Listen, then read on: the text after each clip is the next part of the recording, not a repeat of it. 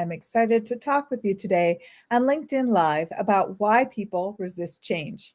I think this is a really important topic for those of us who are in change management, obviously, and in project management. And so I wanted to take time today to really talk a little bit about how resistance can show up, how you'll spot it in your project or change initiative. Also, talk a little bit about how I've mitigated resistance when I've run into it, when I've seen it on projects. I'll spend a little bit of time talking about dealing with resistant people, specifically individuals, and also about some different resistance avatars that we frequently see on projects and change initiatives. And then give you a little bit of information about learning how to kind of read this resistance response that we see and what to do when you read it. So let's get started because I'd love to share this information with you. As I had mentioned, I'm a certified change management professional, CCMP, and I've also had 25 years of leading changes on large implementations, large organizational change management implementations, ERPs, EMR systems, those type of big system changes, as well as program and structure changes in organizations. Where we've implemented a new program, such as a Medicaid expansion for the state, and also have done structural changes, such as like reorganizing HR functions and other operational structures within organizations. So I have a lot of experience with resistance. And I think that it's important to recognize that resistance many times looks like questions at first.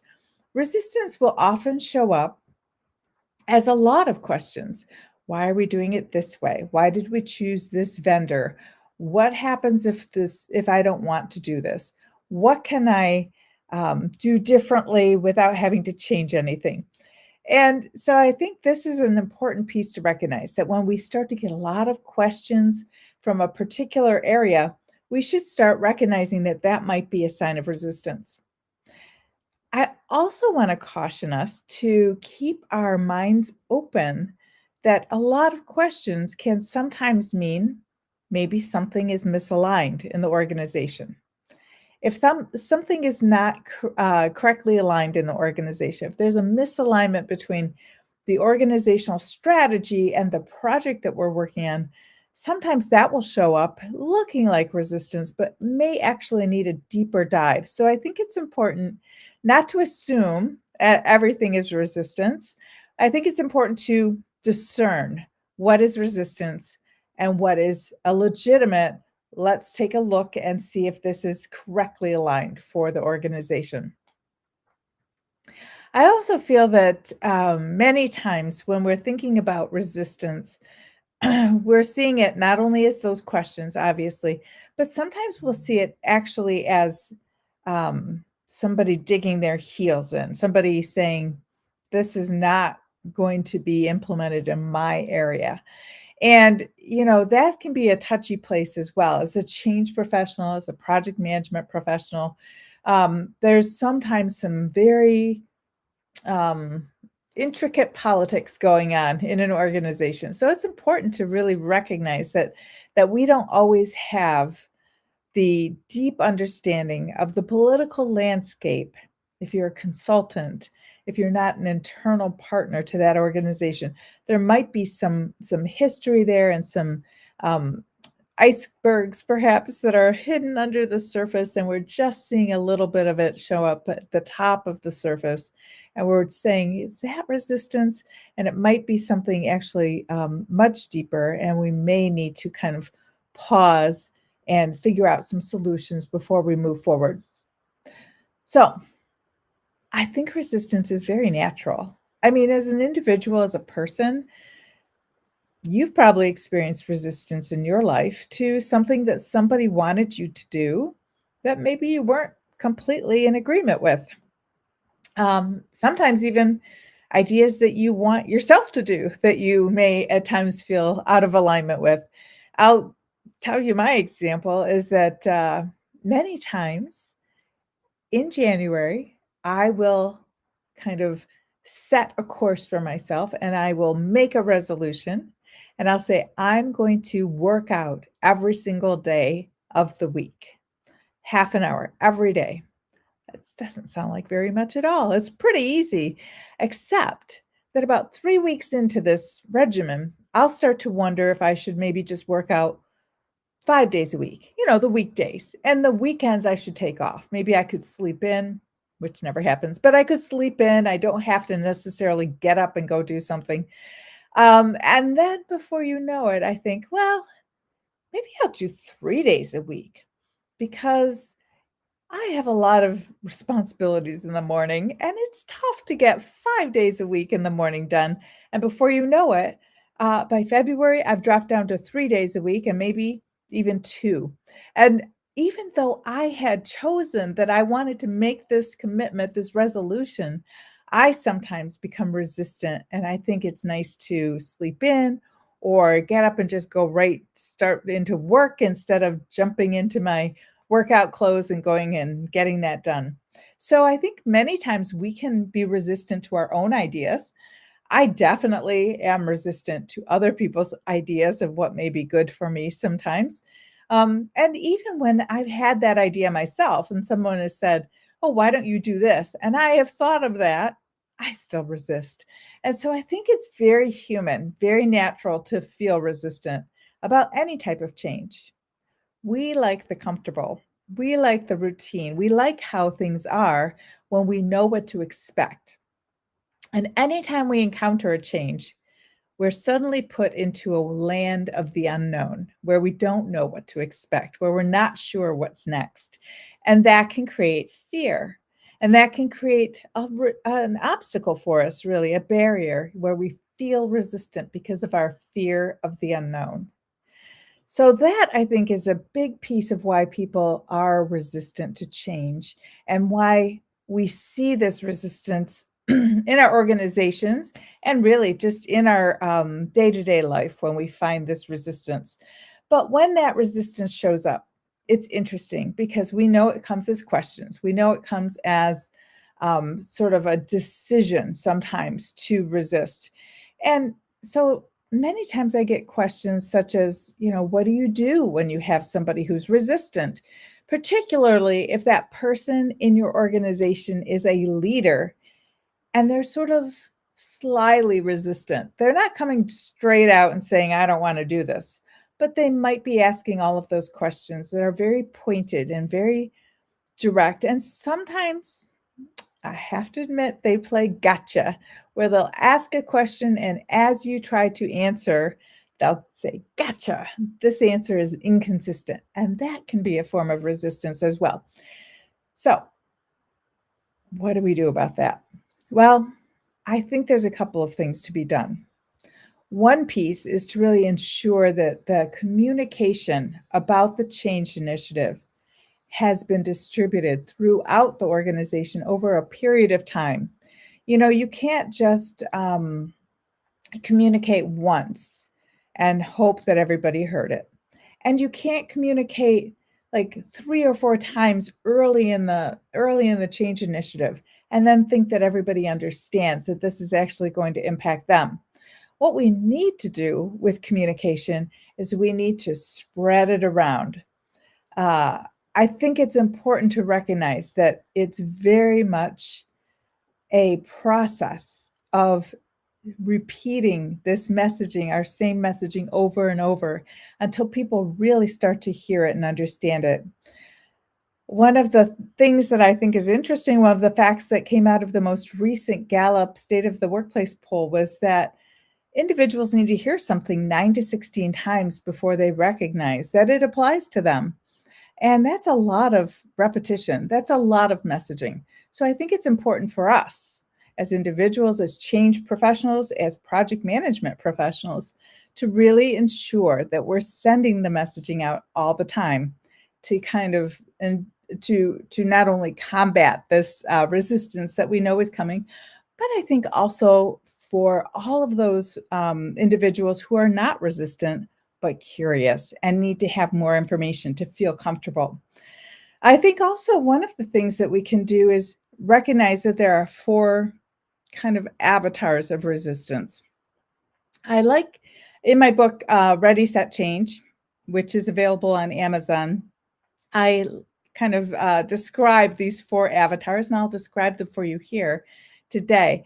And these avatars, I think, are really fascinating because I see them in every single implementation I've done. And they are a commander who can become a fighter when they become resistant. They are a socializer who can become a saboteur when they are resistant. The third avatar is an understander who can become an underminer when they are resistant. And also, we have the detailer who can become a derailer when they're resistant. And now, the 4 of these avatars have different types of behaviors, but the common thread for all of them is the fact that they are feeling resistant and they are responding in a resistant way. So even though I'm using avatars rather than personalities, I think it's important to recognize that this thread of resistance can be triggered by certain behaviors and certain events that happen on a project and on a change initiative.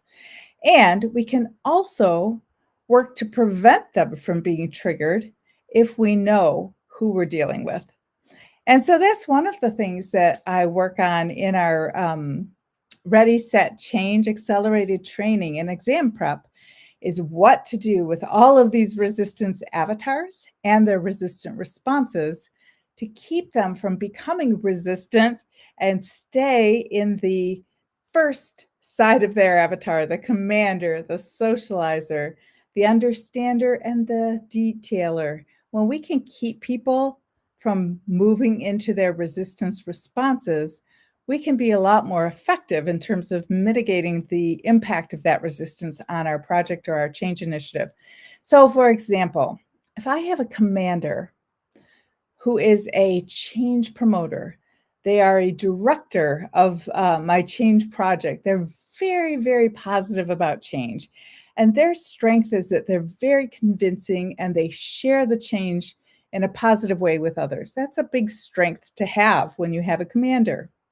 However, if in the course of our project together, in the course of this change initiative, if I do not work on communicating with that commander all of the information that they want to know, which is everything, if I don't provide all of that and they go out and find something out that somebody else knows before them, or they feel like I've let them down somehow, I don't have their back, they can become a fighter very quickly.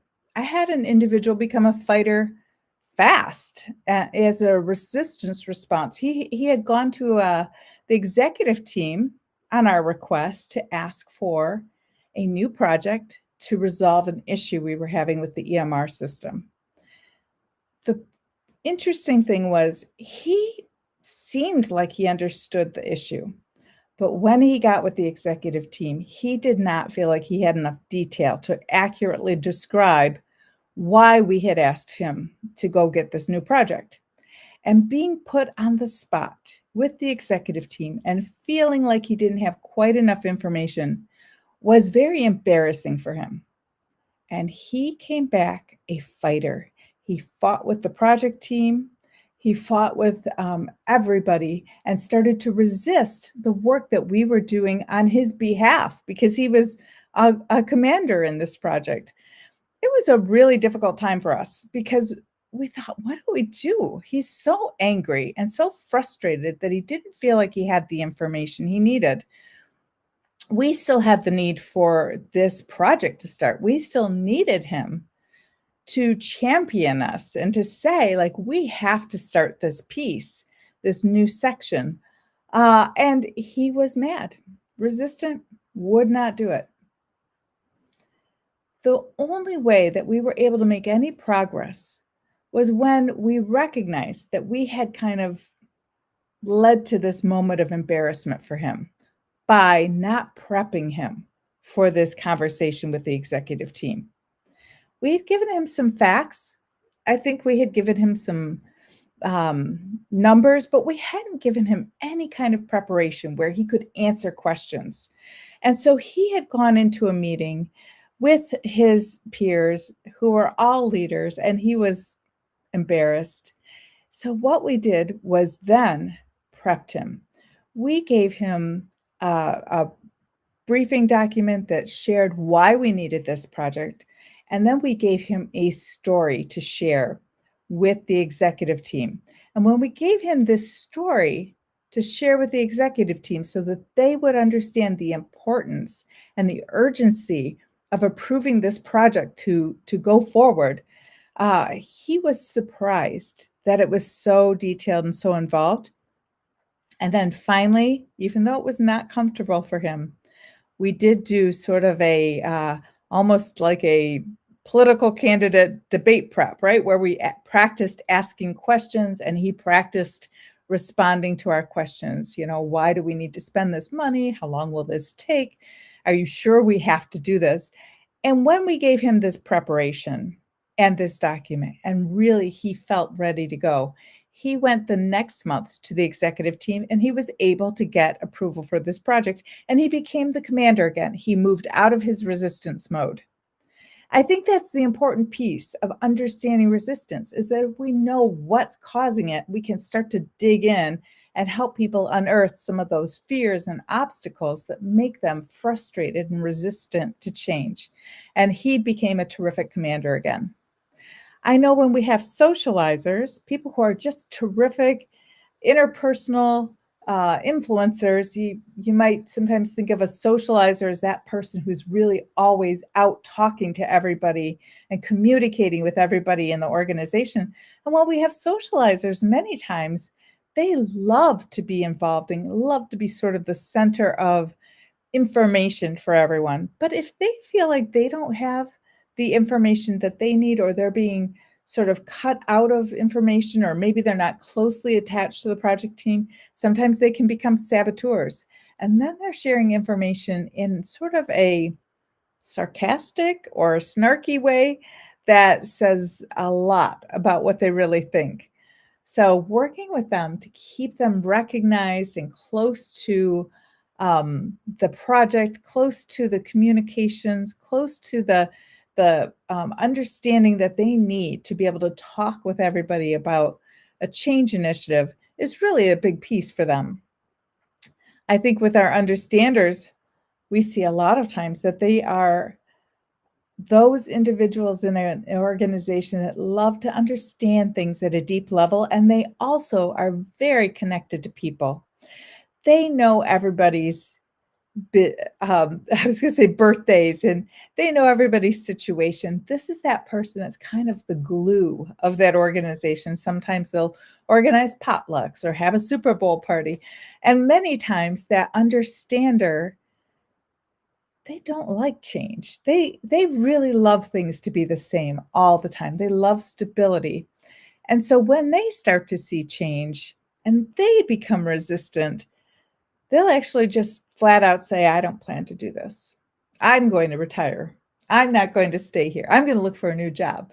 I don't want to adopt this change. I'm going to go." And so our understanders at that time can become underminers. And those underminers are difficult to deal with because they are sending a lot of very outspoken messages about what they will not do, will not put up with. They don't want to do it. It's tough when you have an understander who everybody loves and understands and loves the fact that they understand them, when they become an underminer and they start to actively speak out against that change. It's difficult.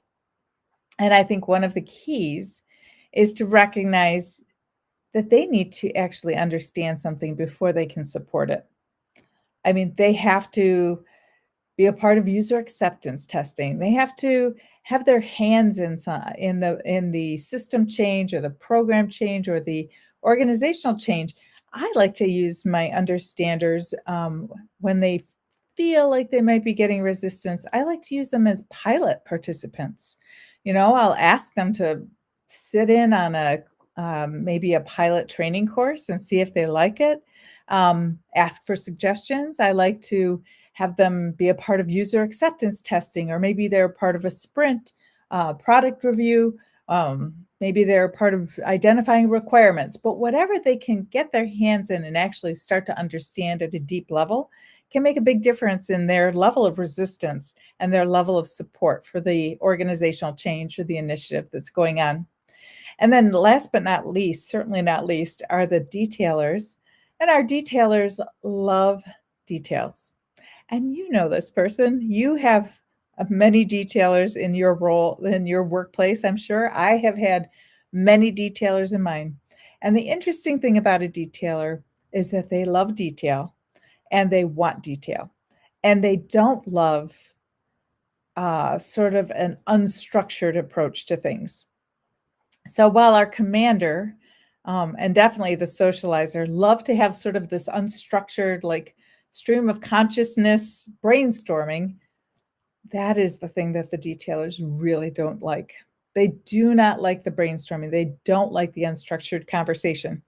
Well, if I know that my detailer needs details and they do not like this unstructured approach, when they start to resist and become a derailer by asking for more data, more info, and they get analysis paralysis, when they start to do that, I have to remind myself to dig into detail.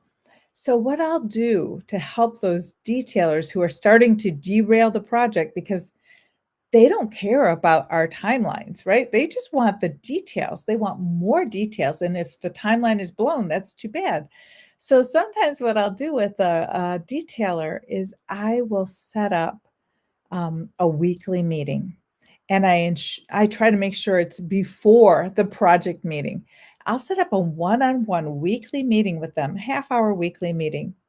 And I'll always send an agenda beforehand so that I stick to that agenda and that they have time to prepare. And when I do this, when I set this cadence of meetings and I send out the agenda in advance, and then we stick to that agenda, I have found that I'm able to help those detailers who have slipped into resistance and become derailers.